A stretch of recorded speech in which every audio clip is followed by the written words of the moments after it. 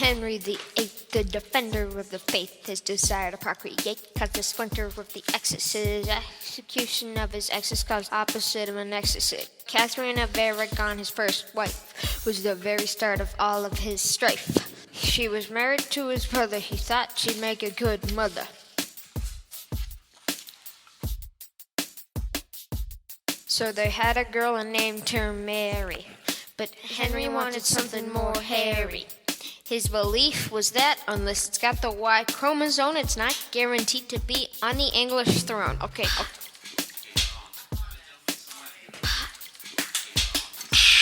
After 23 years and still no heir, he said no more. I don't care. Their marriage wasn't timeless, cause Henry wanted a new highness.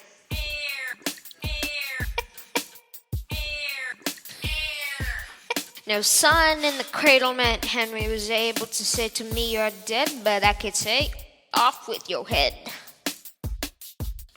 But the Pope said, no, this girl won't go, so Henry said, right, you're off the flight.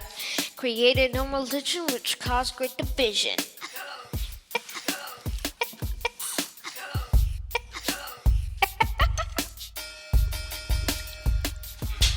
Then he saw a young girl named Anne Boleyn. She was smart, sexy, and played the mandolin.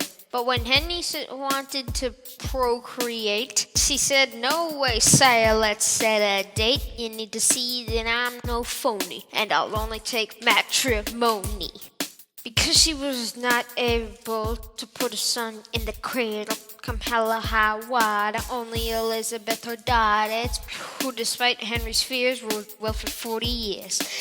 After failure on numerous tries, Henry wanted her demise, but instead of a divorce, her head came off with force. Henry said, with no good reason, you've committed treason.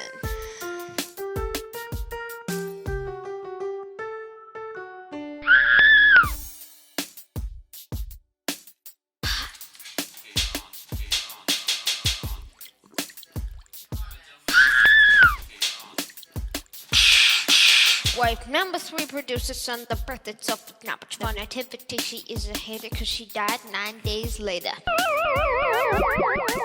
Anne of Cleves, a princess of Germany, was the next great hope for marital harmony. Her picture sublime in person, the opposite of divine. Mail order arrived, Henry taken for a ride. On the wedding night, Henry realized the portrait had lied. Wife number 4, divorce number 2. Then Henry looked around for someone new to say I do. He saw a young maid named Catherine Howard. By youth and the face, Henry became overpowered. They married. Everything was going great till she found a new boyfriend and was unfaithful. Henry was angry and quite irate and decided for her head from her body to separate. The marriage of the highest in the nation ended in decapitation. It's funny how beheading can sometimes lead to wedding. Henry, now aged and feeble, possibly evil, wanted love in his twilight years. The last trophy queen was named Catherine Parr. Henry decided, I've come this far. She nursed for him and cared for him in his old age. And all the time thinking the world is a stage and hoping that Henry, his mood would get better and hoping she wouldn't receive an executioner's letter. But instead of fear of losing her head, she awoke one morning and found Henry dead in his bed.